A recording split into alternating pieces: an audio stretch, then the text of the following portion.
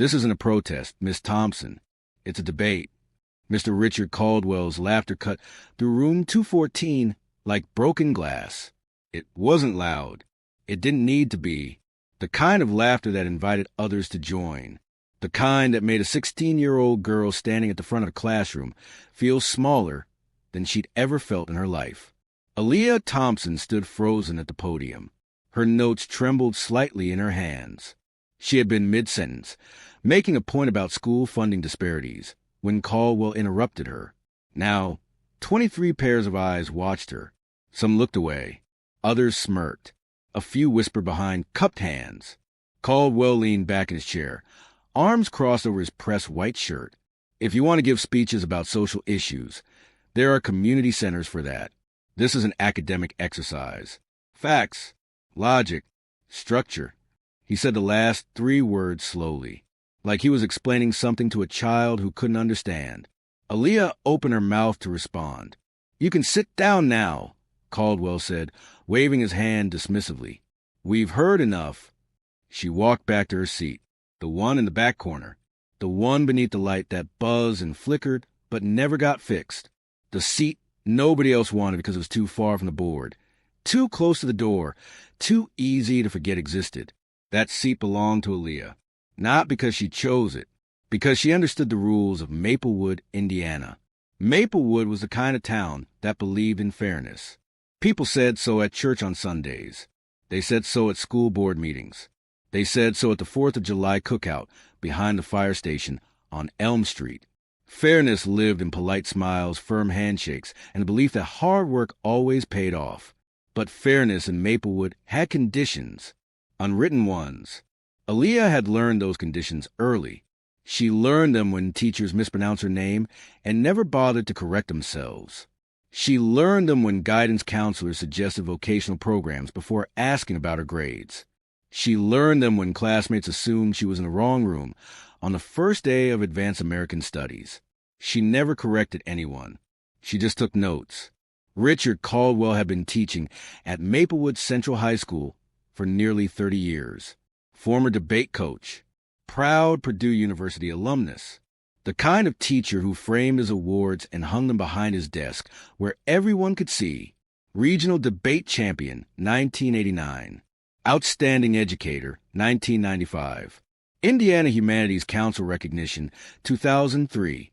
He loved American history, especially the parts that made the country look finished, complete, fair. He believed words were weapons, powerful ones. But he also believed that only certain people knew how to use them properly. People with training, people with breeding, people who understood tradition, people who looked like him. Aaliyah had noticed things about Caldwell from her first day in his class. The way he skipped over her raised hand to call on someone else. The way he nodded approvingly when Ethan Miller rambled through half-formed thoughts. The way his jaw tightened whenever Aaliyah offered a comment that didn't fit neatly into his lesson plan. At first, she thought she was imagining it. By October, she knew she wasn't. She stopped raising her hand halfway through the semester. Not because she didn't know the answers. She probably knew them better than most students in the room. Her notebooks were color-coded. Her homework was always early. Her test scores were among the highest in the class. But being right didn't matter if you weren't allowed to speak. So Aaliyah stopped speaking. She became invisible instead. Invisible was safer. Invisible meant no interruptions, no corrections, no laughter. Invisible meant she could sit in her corner, beneath the flickering light, and observe everything without being observed herself. She watched how Caldwell praised confidence in some students and called it arrogance in others. She watched how he encouraged debate from certain voices and dismissed it as emotional from others. She watched how the classroom operated on rules nobody ever wrote down, but everyone seemed to understand. Everyone except her, apparently. Because on a gray Monday morning in late October, Aaliyah made a decision that would change everything. Caldwell stood at the front of the room, chalk dust on his fingers. The American flag hung limply behind him. Rain streaked the windows, making the whole room feel heavier than usual. Next month, Caldwell announced, Maplewood Central will host a Regional High School Debate Invitational. The room stirred. Students sat up straighter. Schools from across Indiana will attend. Judges will include local attorneys, a retired state court judge, and representatives from Indiana University Bloomington. That last part made everyone pay attention. College recruiters meant opportunity. Scholarships. Futures. This is not a participation event. Caldwell continued. His eyes scanned the room slowly. This is for students who can think critically, speak clearly, and defend their positions under pressure. His gaze paused on Aaliyah. Just for a moment. Just long enough for her to notice. Debate isn't for everyone, he said, his voice even. Some people are better suited to listening. A few students chuckled softly. Aaliyah felt her chest tighten. Heat crept up her neck. Her hands pressed flat against her desk. She knew what he meant. Everyone knew what he meant. She should stay quiet. That was the smart move. The safe move. Keep her head down. Don't draw attention. Graduate. Get out. That had always been the plan. But something shifted inside her. Maybe it was the way Caldwell looked at her when he said, listening. Maybe it was the soft laughter from students who had never read a single book she hadn't already finished. Maybe it was years of sitting in the back, watching, waiting, swallowing words that deserved to be spoken. Aaliyah raised her hand. The room went quiet. Caldwell blinked. His expression flickered between surprise and something else. Annoyance, maybe, or amusement. Yes, Miss Thompson?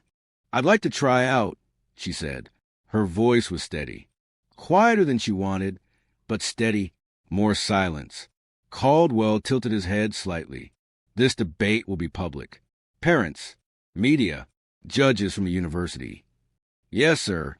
The topic will be challenging. It requires extensive research and preparation. Yes, sir. He studied her for a long moment. The classroom held its breath.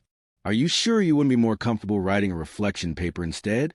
Perhaps something more suited to your strengths? The words hung in the air. Aaliyah understood the question beneath the question. She understood what he was really asking. Are you sure you belong here? Are you sure you can handle this? Are you sure you want to embarrass yourself in front of everyone? She swallowed hard. No, sir, she said. I want to debate. Caldwell smiled then, but it wasn't a kind smile. It wasn't encouraging. It was a smile of someone who had just received exactly what he wanted. Well, he said, turning back to the board, this should be educational. The way he said it made Aaliyah's stomach drop. This wasn't an invitation. It was a setup. After class, she heard the whispers in the hallway. Did you see her face? She's crazy. Caldwell's going to destroy her. Guess he needs someone to make an example of. Aaliyah walked past him without responding. She kept her eyes forward. Her backpack hung heavy on her shoulders. The same backpack she'd had since freshman year. Old but clean. Worn but organized. She pushed the front doors and stepped into the October rain. The bus stop was 3 blocks away. She walked slowly, letting the cold water soak through her jacket. It felt real, grounding, something to focus on besides the tightness in her chest. She had just volunteered to stand on a stage in front of the whole town and argue against students who had been trained for this their entire lives. Students whose parents hired tutors. Students who attended debate camps every summer. Students who had never once been told they were better suited to listening. What was she thinking? The bus arrived. She climbed on, found a seat near the back, and stared out the window as Maplewood slid past. The neat houses, the trimmed lawns, the church steeples rising above the trees. Everything looked so orderly from out here. So fair. She pulled her phone from her pocket and plugged in her earbuds. On the screen, a folder labeled Practice contained over 200 audio files. Supreme Court oral arguments. Historic debate recordings. Speeches by Thurgood Marshall, Barbara Jordan, Shirley Chisholm. She pressed play on one she'd listened to 100 times before. The voice of Barbara Jordan filled her ears. Measured, powerful, unshakable. Aaliyah closed her eyes and listened. Because what no one in that classroom knew, not Caldwell, not Ethan Miller, not any of the students who laughed, was what Aaliyah Thompson did every single night after her homework was finished.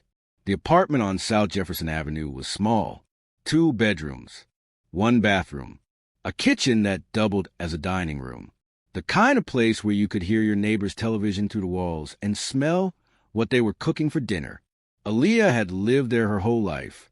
Every night, after the dishes were washed and her homework was complete, she sat at the small wooden table by the kitchen window. The table was scratched and old, handed down from her grandmother. One leg was slightly shorter than the others, so it wobbled if you leaned too hard. But it was hers. Her mother worked the evening shift at the distribution center on Route 31. Most nights, Aaliyah had the apartment to herself until almost midnight. Some kids might have watched television or scrolled through social media for hours. Aaliyah did something different. She listened. Her phone sat propped against a stack of textbooks. Her earbuds blocked out the noise from the street below. On the screen, audio files played one after another. Supreme Court oral arguments from landmark cases. Brown versus Board of Education. Loving versus Virginia. Regents of the University of California versus Bakke. She didn't just listen casually. She listened the way a musician listens to a master performance. She paused. She rewound. She wrote notes in a worn spiral notebook. What made that argument effective? Why did the justice ask that particular question? How did the attorney redirect without losing control? She studied rhythm. She studied pauses. She studied the difference between speaking loudly and speaking with authority. Then she moved the speeches. Thurgood Marshall before he was a Supreme Court justice, when he was still arguing cases, still fighting, his voice carrying the weight of millions who couldn't stand where he stood. Barbara Jordan at the 1976 Democratic National Convention, every word precise, every sentence building on the last, a voice that commanded respect without ever begging for it. Shirley Chisholm announcing her presidential campaign in 1972, unbought and unbossed, speaking truth when truth was dangerous. Aaliyah studied them all. She didn't have debate coaches. She didn't have summer programs or private tutors.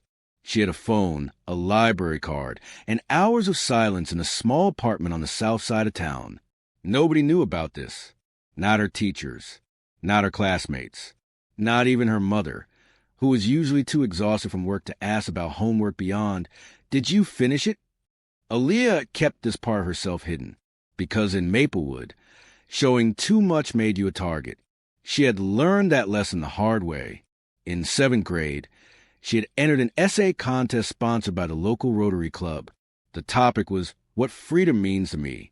She wrote about her great-grandmother, who had picked cotton in Alabama before moving north. She wrote about how freedom wasn't just a word, but a process, something each generation had to fight for again. She won.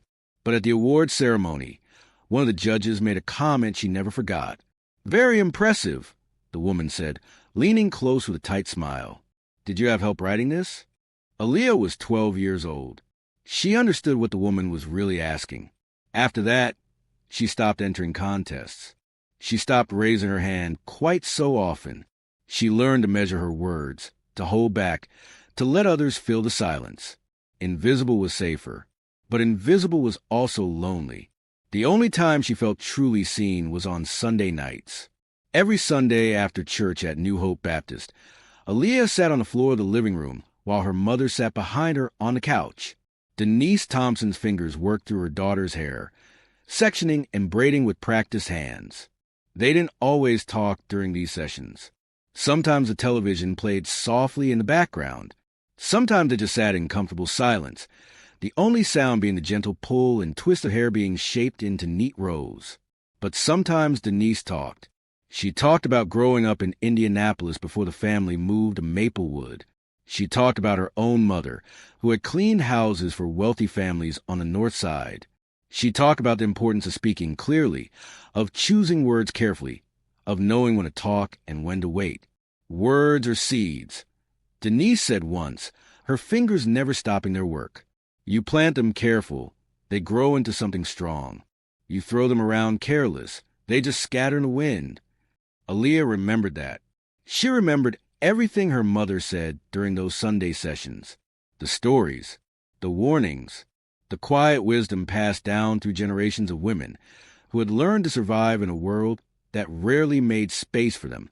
Now, sitting at the kitchen table 3 days after volunteering for the debate tryouts, Aaliyah felt the weight of what she had done.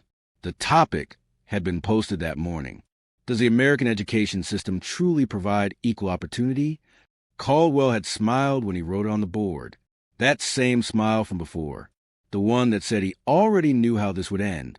Students would argue for 2 minutes each. Caldwell would select 3 finalists to represent Maplewood Central at the regional competition. Aaliyah had 3 weeks to prepare, 3 weeks to prove she belonged, 3 weeks to change how everyone in that classroom saw her. She opened her notebook to a fresh page and wrote the topic at the top. Below it, she began making 2 columns, one for arguments she expected to hear, one for arguments nobody would expect. The first column filled quickly. Hard work leads to success. America offers more opportunity than any other nation. Scholarships exist for those who earn them. Personal responsibility matters more than systemic factors. She had heard these arguments her whole life, from teachers, from politicians on television, from people at church who believed that prayer and effort could overcome anything. These were safe arguments, comfortable ones, the kind that made people feel good about the way things were. The second column took longer. She wrote down questions instead of answers. Why do schools in wealthy neighborhoods have more resources than schools in poor ones? Why are guidance counselors more likely to recommend college prep courses to some students and vocational programs to others? Why do students from certain zip codes consistently score higher on standardized tests? And what does that really measure? These were dangerous questions, the kind that made people uncomfortable, the kind that Caldwell would call emotional or political or inappropriate for academic debate. But they were real questions, and Aaliyah knew the answers. She had been living the answers her entire life. Her school had 30-year-old textbooks with pages missing. The chemistry lab had equipment from the 1990s. The library closed at 3:15 because there was no funding for an afternoon librarian. Meanwhile, schools on the north side of town had computer labs, college counselors, and AP courses in subjects Maplewood Central didn't even offer. Equal opportunity. The words fell hollow when you looked closely at them. Aaliyah spent the next week preparing. Every lunch period, she sat alone in the library, reading court cases on her phone. Every evening, she practiced speaking her arguments aloud to the empty apartment. She timed herself. 2 minutes exactly, not a second over. She practiced modulating her voice, starting soft to draw listeners in, building gradually, never shouting, never pleading. She remembered what Barbara Jordan sounded like, how she commanded attention without demanding it. Aaliyah tried to channel that energy. Some nights, she recorded herself and played it back, listening for weaknesses, noting where she stumbled, marking which words she needed to enunciate more clearly. It was exhausting. It was necessary. On the day of tryouts, Aaliyah arrived early. She sat in her usual seat in the back corner and watched as other students filed in. Ethan Miller walked past without looking at her. He was laughing with Brooke Hastings about something on his phone. They weren't nervous. Why would they be? They had been raised for moments like this. Caldwell stood at the front of the room, clipboard in hand. Tryouts will proceed in alphabetical order. Each student will have 2 minutes to present their opening argument. No interruptions from the audience. Questions from me only.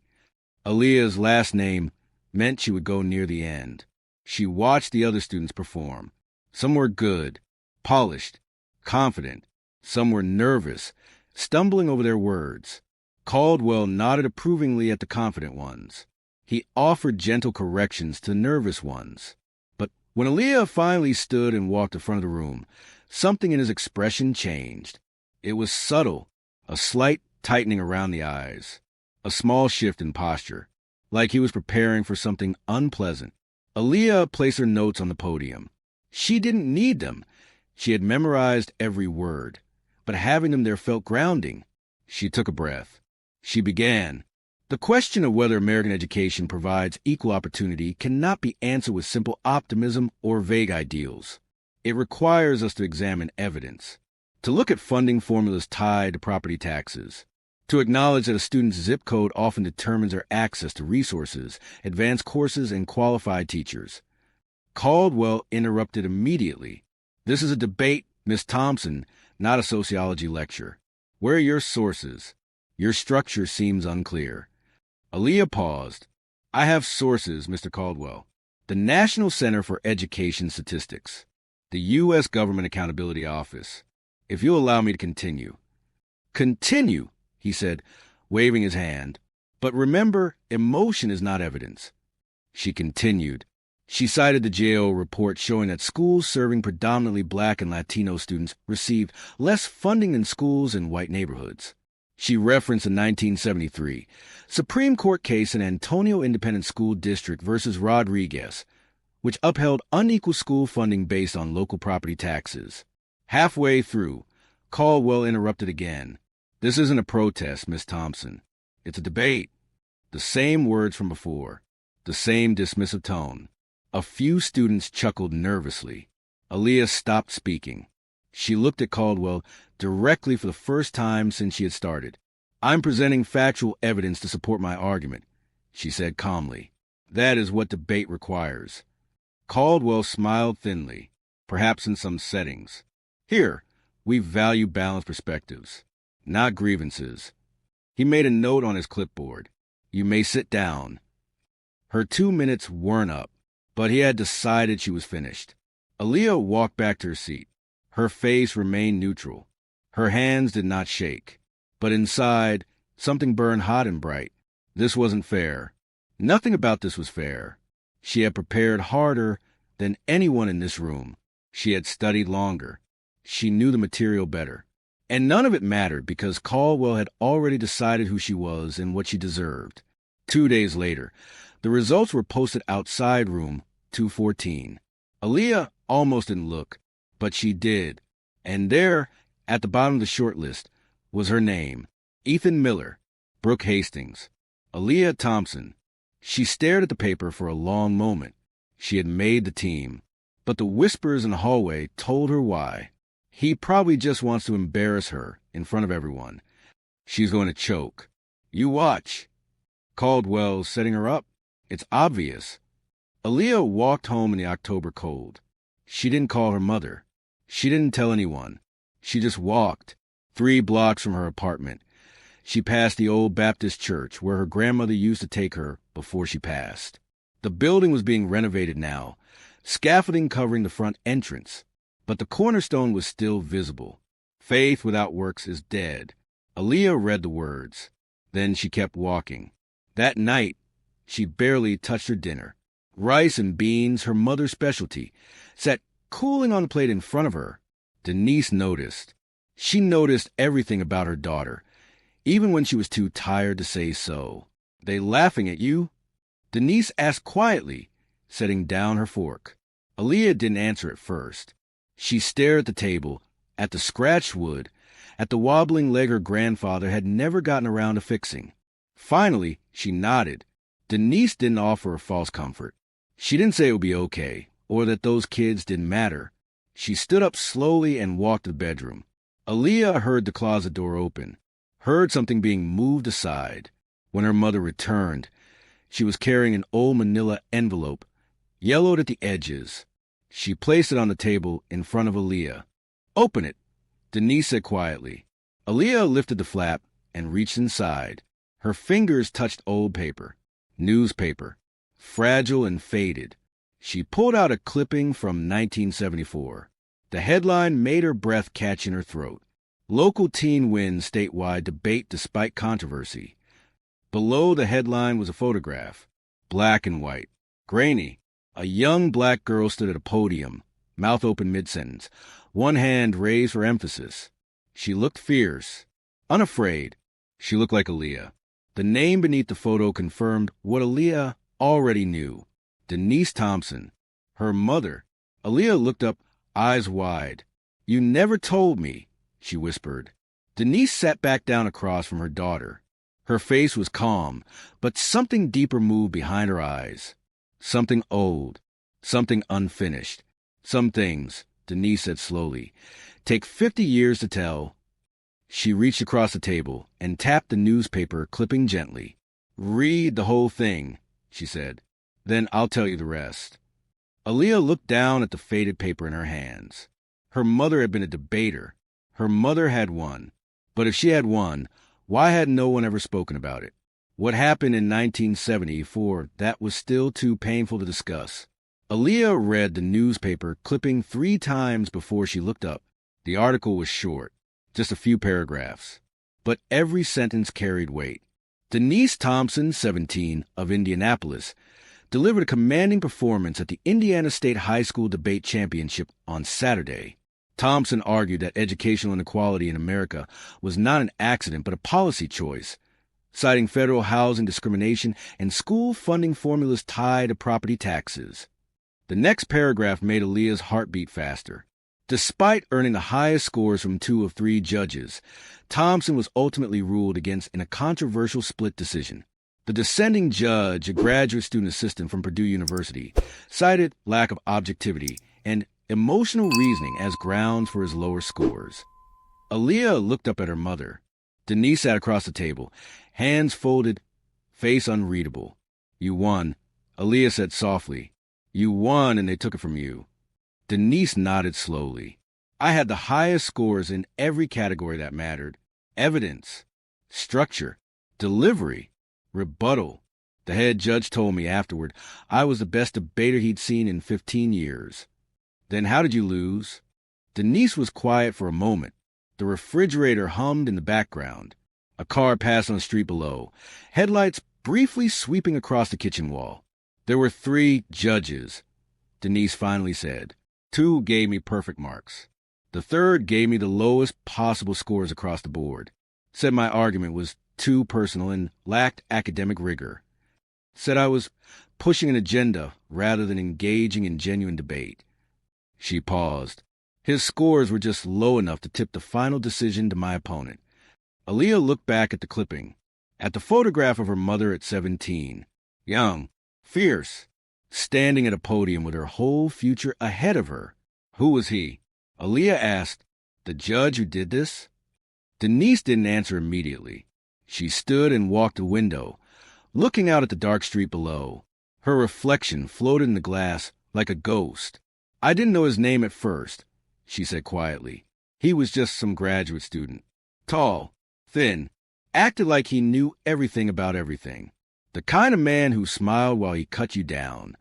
She turned back to face Aaliyah.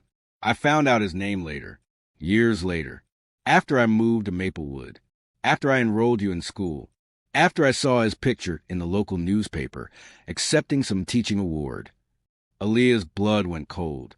She already knew what her mother was going to say. "Richard Caldwell," Denise said, "your teacher, the man running your debate tryouts, the man who interrupted you and called your argument a protest." The kitchen suddenly felt smaller, the walls closer, the air thicker. "He's the one who stole your win," Aaliyah whispered. "He's the one who decided I didn't deserve it," Denise corrected gently. "There's a difference. Nobody can steal what you earn. They can only refuse to recognize it." Aaliyah stared at the newspaper clipping, at her mother's face frozen in time, at the headline that called it a controversy instead of what it really was. Injustice. "Why didn't you ever tell me?" Aaliyah asked. "All these years, all those Sunday nights braiding my hair. You never said a word about any of this." Denise returned to the table and sat down heavily. For the first time, Aaliyah noticed how tired her mother looked, not just from work, from something deeper, something carried for decades. What was I supposed to say? Denise asked that I was the best and it didn't matter, that I worked harder than everyone else and still got pushed aside, that the system is rigged against people who look like us. She shook her head. "I didn't want you growing up angry, baby. I didn't want you seeing enemies everywhere before you even had a chance to find your own way. But I needed to know," Aaliyah said, her voice cracking slightly. "I needed to understand why things are the way they are." "You understand now," Denise said simply. "You understand because you've lived it. Every time that man skipped over your raised hand. Every time he praised someone else for saying half of what you could say. Every time he made you feel small for being smart. Aaliyah looked down at the table. Tears burned at the corners of her eyes, but she refused to let them fall. What happened after? She asked. After the debate. After they took your win. Denise was quiet for a long moment. I went home, she finally said. I cried for 3 days. Then I got up and finished high school. Got a job. Met your father. Had you. Kept living. But you stopped debating. I stopped believing it mattered, Denise admitted. If they could take it away that easily, what was the point? I told myself I would focus on things I could control. Work hard. Keep my head down. Give you a better life than I had. She reached across the table and took Aaliyah's hand. But I was wrong, baby. I was wrong to stay quiet. I was wrong to let them win by making me disappear. Aaliyah squeezed her mother's hand. You didn't disappear, she said. You're right here. Denise smiled sadly. Part of me disappeared. The part that believed my voice could change things. The part that thought if I just spoke clearly enough, people would have to listen. She looked at Aaliyah with something new in her eyes. Something that looked almost like hope. But then I watched you grow up. Watched you sit at this table every night, studying things no one asked you to study. Watched you fill notebooks with ideas no one encouraged you to have. Watched you become everything I was too afraid to keep being. Aaliyah didn't know what to say. You have a chance, Denise continued. A chance I never got. A chance to stand on that stage and say what I should have kept saying. What I should have shouted until they couldn't ignore me anymore. She tapped the newspaper clipping. Take this with you. Study it. Learn what they did. And when you stand at that podium next month, don't just debate for yourself. Debate for every girl who was ever told she was too emotional, too loud, too angry, too black. Aaliyah looked at the photograph of her mother at 17. Fierce, unafraid, silenced. I don't know if I can do this, Aaliyah admitted. Caldwell already hates me. He's going to do everything he can to make me fail. Denise leaned forward. Baby, listen to me. Some arguments scare people. That don't make them wrong. It makes them necessary. She squeezed Aaliyah's hand tighter. You are necessary. Your voice is necessary. Everything you've been holding back for 16 years is necessary. Don't let anyone make you small. Not even me. Not even yourself. Aaliyah felt something shift inside her chest. The fear was still there. The doubt. The memory of laughter and dismissal, and being told to sit down before her time was up. But underneath all of that, something else was growing. Determination. Purpose. Fire. She picked up the newspaper clipping and studied it one more time. Her mother's words. Her mother's arguments. Her mother's stolen victory. Tell me everything, Aaliyah said quietly. Everything you argued. Everything you researched. Everything you would have said if they had let you finish. Denise smiled. A real smile this time. The first one Aaliyah had seen in weeks. Get your notebook, Denise said. We got work to do. They talked until after midnight. Denise shared everything. The cases she had researched in 1974. The arguments she had constructed. The moments during the debate when she knew she was winning. The look on the judges' faces when she cited evidence they didn't expect a 17-year-old black girl to know. Aaliyah wrote it all down, not to copy her mother's words, but to understand her mother's strategy, her approach, her fearlessness. By the time Denise finally went to bed, Aaliyah had filled 12 pages with notes. She sat alone at the kitchen table, staring at the words until they blurred. Her mother had been brilliant. Her mother had been robbed. And the man who robbed her was now trying to do the same thing to Aaliyah. But this time would be different. This time, Aaliyah had something her mother never had. She had the truth. She had the evidence. And she had 50 years of silence waiting to be broken. Aaliyah pulled out the 1974 debate program her mother had kept all these years. The one with the scores, the names of the judges, the official record of what happened. Richard Caldwell's signature was at the bottom of the scoring sheet. His handwriting was the same now as it was then. Neat, precise, self-important. Aaliyah traced the signature with her finger. This was her proof. This was her weapon. This was how she would finish what her mother started. She stayed at the table until dawn, planning not just how to win the debate, how to expose the truth. The night of the Regional High School Debate Invitational arrived cold and clear. November had settled over Maplewood like a heavy blanket. Leaves had fallen from the trees lining Main Street. Frost gathered on windshields. The sky was the color of slate. Aaliyah stood outside the auditorium entrance at Maplewood Central High School, watching cars pull into the parking lot. Parents in wool coats. Students in pressed shirts and polished shoes. Teachers greeting each other with handshakes and tight smiles. A news van from WIBC Indianapolis had parked near the front entrance. A reporter with perfect hair was doing a practice take for camera, gesturing toward the building with rehearsed enthusiasm. "This is a big deal," the reporter was saying. Students from across the state competing for recognition and college scholarships. A true showcase of young American talent.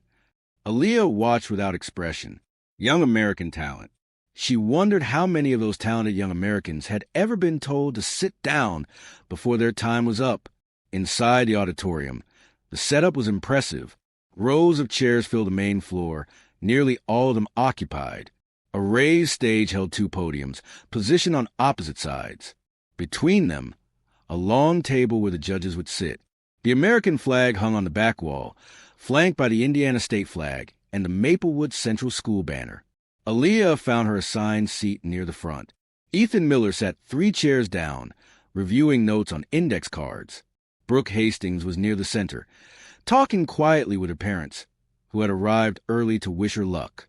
Caldwell stood near the stage, clipboard in hand, speaking with the head judge. He looked confident, relaxed, like a man who already knew the outcome. When his eyes swept across the room and landed on Aaliyah, his expression didn't change, but something in his gaze hardened, just for a moment, just enough for her to notice. The auditorium continued filling. By 7 p.m., every seat was taken. Parents stood along the back wall. Teachers lined the sides. The news camera was positioned near the center aisle, its red light glowing. Aaliyah felt her heart beating in her chest, not racing, just present, reminding her she was alive, reminding her this was real. She had a folder on her lap. Inside was everything she needed: her prepared argument, her research notes, and the 1974 debate program with Richard Caldwell's signature. She hadn't told anyone what she was planning. Not her mother, not the other students, not anyone. Some things needed to be said in the moment. Some truths needed to land without warning. The moderator, a retired judge named Harold Patterson, stepped to the microphone. He was an older white man with silver hair and reading glasses perched on his nose. He welcomed everyone, explained the format, and introduced a panel of judges, 2 local attorneys, a professor of political science from Indiana University, and Richard Caldwell, representing Maplewood Central High School. Aaliyah noted that Caldwell would be judging his own students. Nobody seemed to find this unusual. The topic was announced, though everyone already knew it. Does the American education system truly provide equal opportunity? Patterson explained the rules. Each debater would have 4 minutes for their opening argument, 2 minutes for rebuttal. Judges would score based on evidence, logic, delivery, and persuasiveness. Ethan Miller would go first. Aaliyah would go second. Brooke Hastings would close. Ethan stood and walked to the podium with easy confidence. He wore a navy blazer and a red tie. His hair was neatly combed. His smile was practiced and warm. He looked like someone who had never been told he didn't belong. "Thank you, Judge Patterson," Ethan began. "Thank you to our distinguished panel and to everyone who came out tonight to support the future leaders of America." Light applause. Ethan launched into his argument with polished precision. He spoke about the American dream, about how anyone, regardless of background, could succeed through hard work and determination. He cited success stories, entrepreneurs who started with nothing, athletes who rose from poverty, politicians who overcame obstacles. The American education system isn't perfect, Ethan admitted, but offers more opportunity than any other nation on earth. The key is personal responsibility, the willingness to work harder than the person next to you, That's what separates success from failure. He concluded with a quote from Abraham Lincoln about opportunity and self-improvement. The audience applauded warmly. Caldwell nodded approvingly from the judge's table. Ethan returned to his seat, looking satisfied.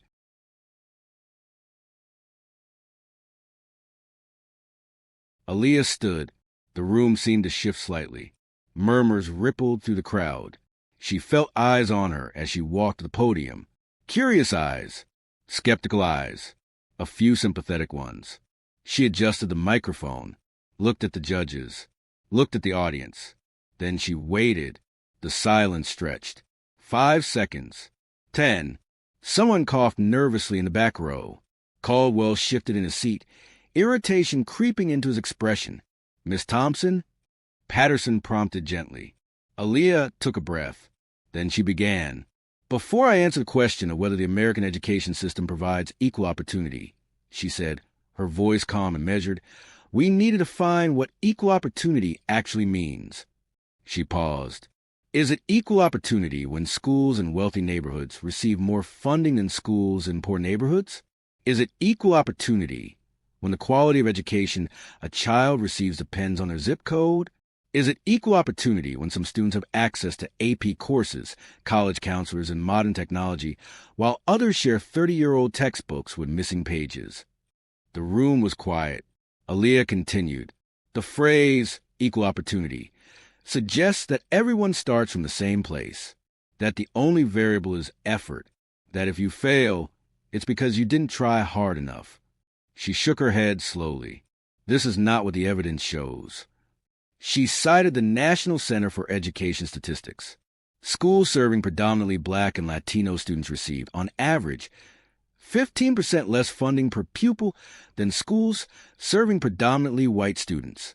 She cited the U.S. Government Accountability Office, which found that students in high-poverty schools had less access to experienced teachers, advanced coursework, and extracurricular activities. She referenced the 1973 Supreme Court case San Antonio Independent School District versus Rodriguez. The case challenged the constitutionality of funding schools through local property taxes, which created massive disparities between wealthy and poor districts. The Supreme Court ruled 5-4 that education is not a fundamental right under the Constitution. Aaliyah said that states have no obligation to fund schools equally, that the accident of where you are born can legally determine the quality of education you receive. She let that sink in. This is not my opinion.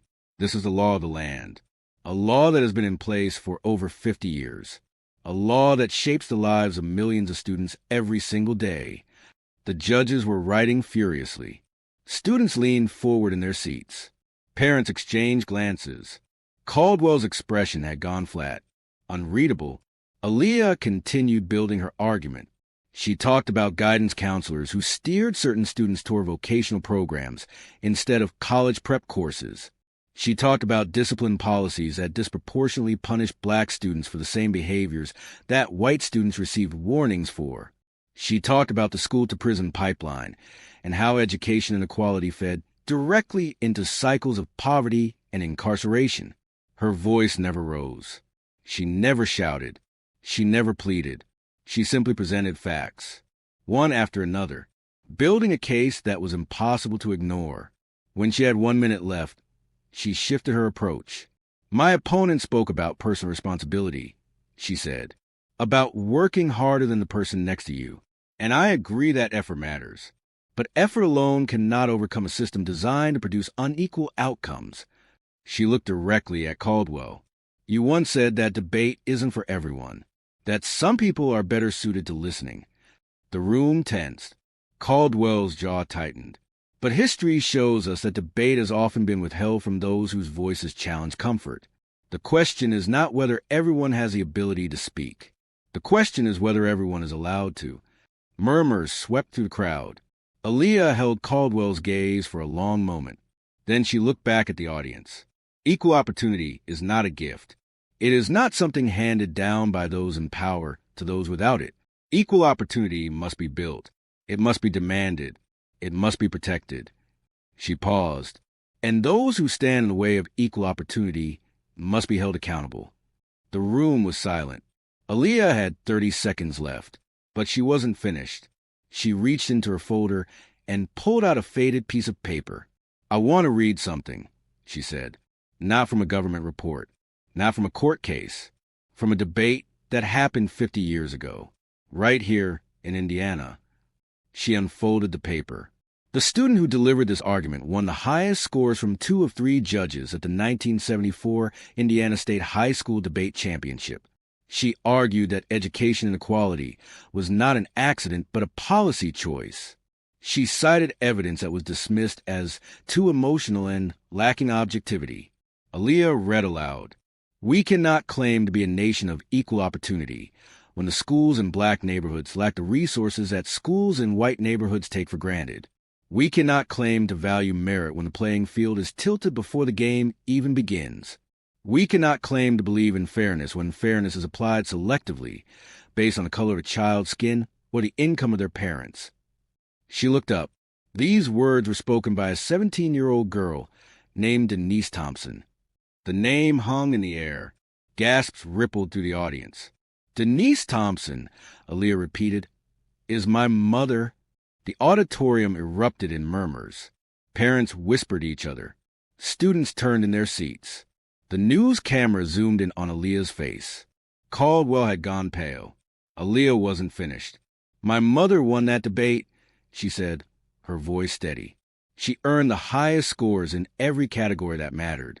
But she was ruled against because one judge gave her the lowest possible marks." She held up the old scoring sheet. "This is the official record. These are the scores. And this is the signature of the judge who decided my mother's voice didn't deserve to be heard." She turned the paper toward the audience. "Richard Caldwell." The room exploded. Parents stood. Students shouted. The news camera swung toward Caldwell, who was gripping the edge of the judge's table with white knuckles. "This is outrageous." Caldwell shouted, rising to his feet. "This is a personal attack. This has nothing to do with the debate topic." Judge Patterson banged his gavel. "Order. We will have order." But Aaliyah spoke over the chaos. 50 years ago," she said, her voice cutting through the noise, "a young black woman stood at a podium and told the truth about educational inequality. She was silenced. Her victory was stolen. Her voice was erased." She looked at Caldwell. "You cannot erase this." Caldwell's face was red with fury. "I demand this student be disqualified. She has violated the rules of academic debate." Judge Patterson looked uncertain. The other judges exchanged glances. Aaliyah stood calmly at the podium. "I have presented evidence," she said. "I have cited sources. I have made an argument about systemic inequality in American education. Every fact I have stated can be verified." She gestured toward the scoring sheet. "Including this one." Caldwell pointed at her. "She's making this personal. This is not legitimate debate."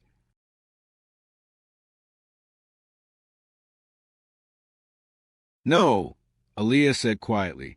"What's not legitimate is a system that allows the same people who benefit from inequality to judge those who challenge it." The room went silent. Aaliyah looked at the audience, at the parents, at the students, at the camera that was broadcasting everything. "Some debates don't end," she said. "They just get postponed." She gathered her papers and returned to her seat. The auditorium remained frozen. No one knew what to say. No one knew what came next. Judge Patterson cleared his throat. "We will take a 15-minute recess," he announced, his voice shaky. The judges will confer. People began talking all at once.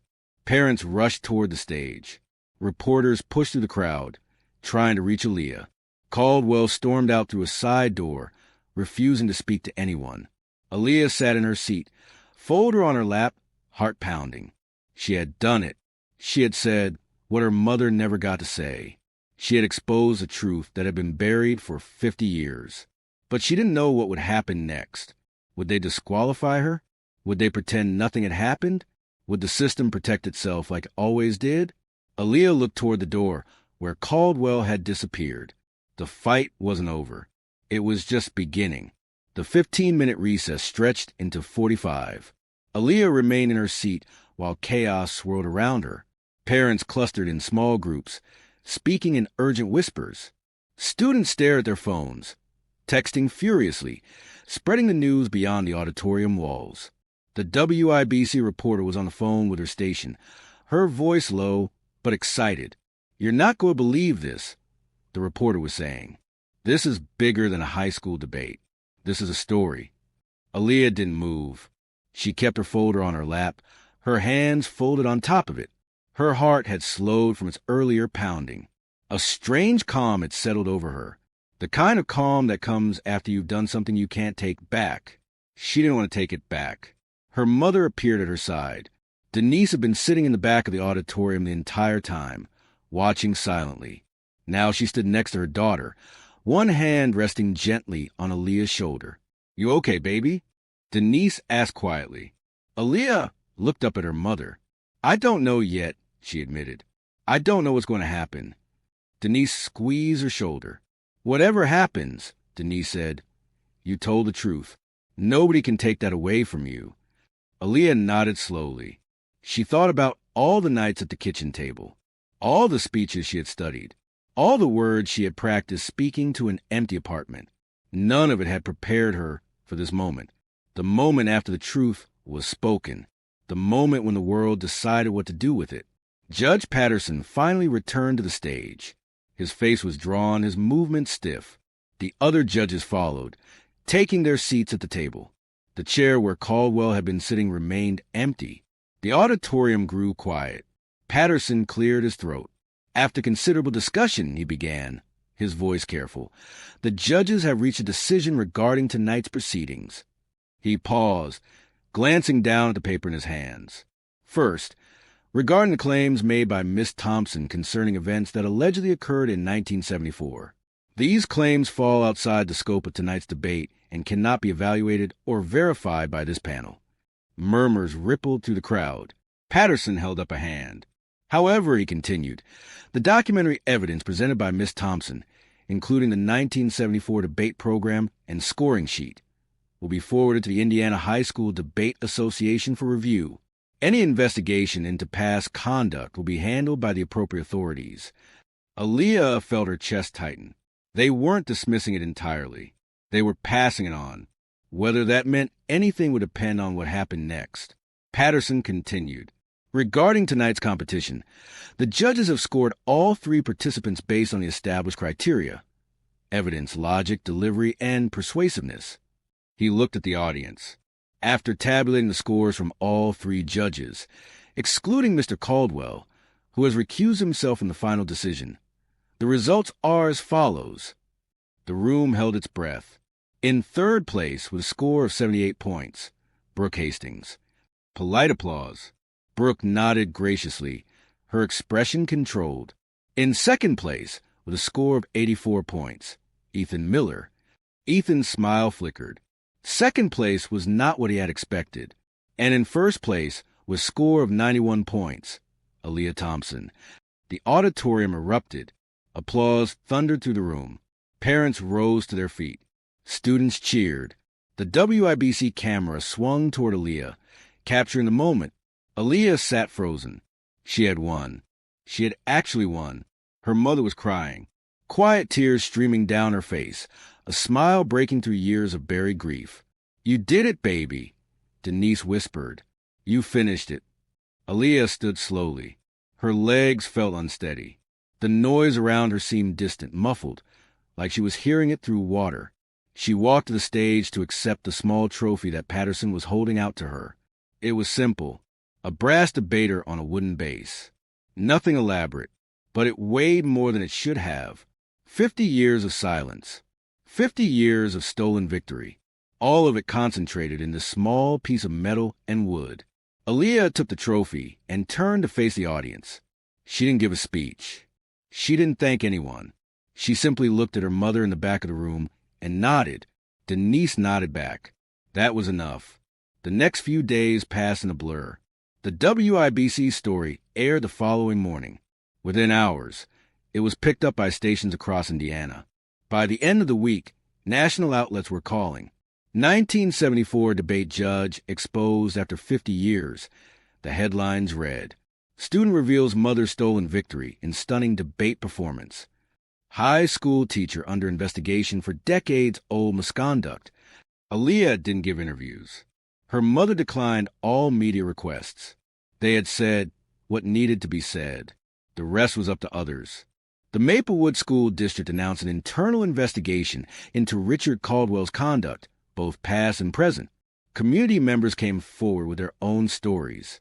Students he had dismissed, parents whose complaints had been ignored, a pattern that stretched back decades. 2 weeks after the debate, Caldwell resigned. There was no public statement, no apology, just a brief notice in the local newspaper that he was retiring early to pursue other opportunities. Aaliyah read the notice at the kitchen table. She didn't feel triumphant. She didn't feel vindicated. She felt tired. The kind of tiredness that goes deeper than sleep can fix. "You okay?" her mother asked, sitting across from her. Aaliyah set down the newspaper. "I thought I'd feel different," she admitted.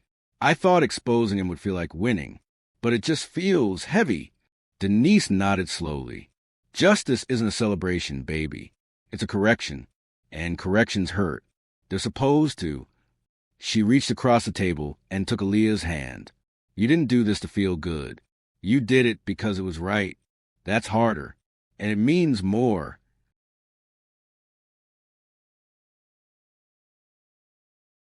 Aaliyah looked at her mother, at the lines on her face carved by years of work and worry, at the strength in her eyes that had never fully dimmed.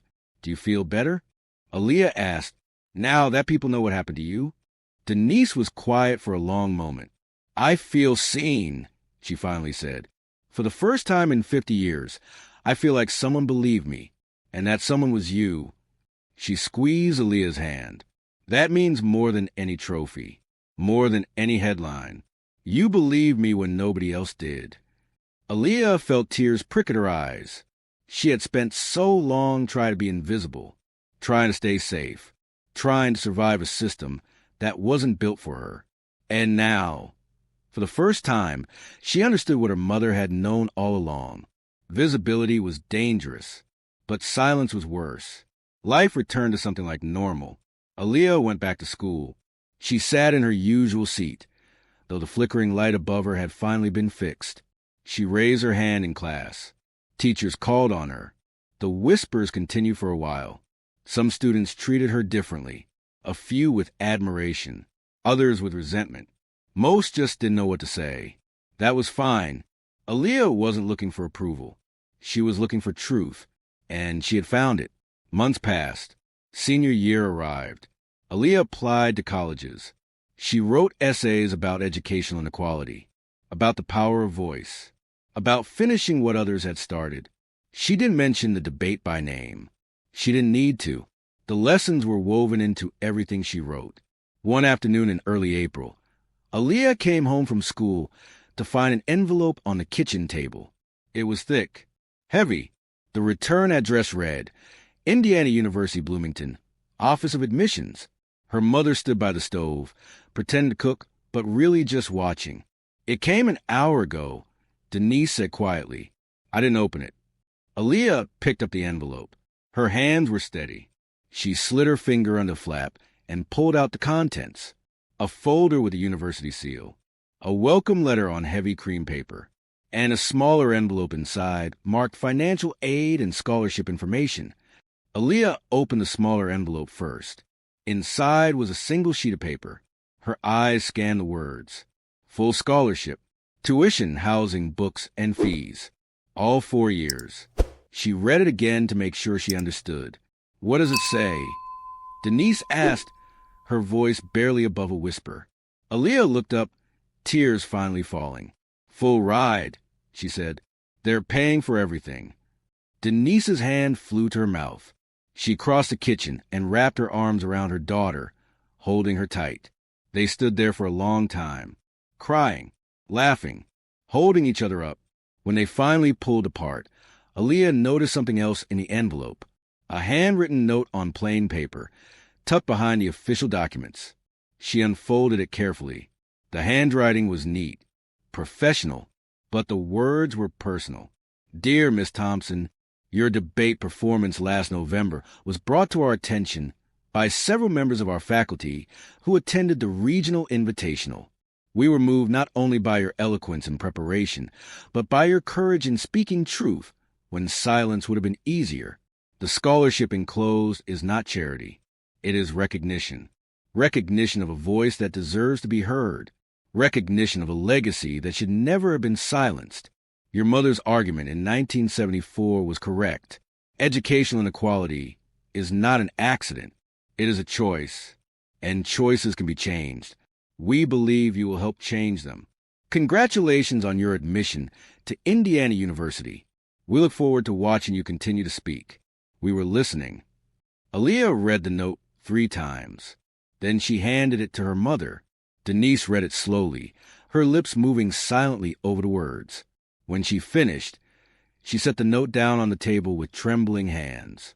They were listening, she said softly. After all this time, someone was finally listening. Aaliyah looked at the note, at the scholarship letter, at the future that was opening before her. She thought about everything that had led to this moment. The nights studying at the kitchen table, the speeches she had memorized in secret, the humiliation in room 214, the newspaper clipping from 1974, her mother's stolen victory, her own refusal to stay silent. It had all been building toward this. Not just a scholarship, not just admission to college, but proof that voices matter, that truth matters, that some arguments are worth having. Even when the system tries to silence you. Aaliyah picked up the brass trophy from the debate. It sat on a shelf in the living room now, next to a framed copy of the 1974 newspaper clipping. 2 generations, 2 debates, 1 unbroken thread of resistance. She ran her fingers over the small brass figure at the top, a debater mid-argument, frozen in the act of speaking. Aaliyah smiled. Speaking was just the beginning. The real work was making sure others could speak too.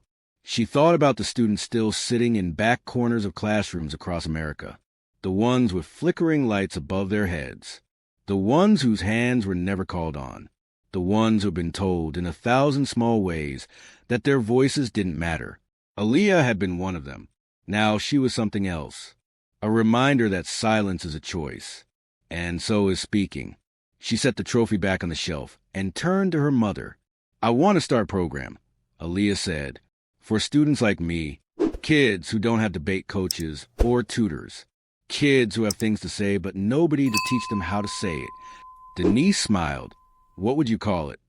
Aaliyah thought for a moment. She looked at the newspaper clipping, at her mother's face frozen in time, at the headline that had tried to bury the truth. "Unheard voices," she said, "because every voice deserves to be finished." Denise nodded slowly. "Then, let's get started." Aaliyah didn't raise her voice. She raised the truth. And that was enough. But the question remains. Who else has been silenced?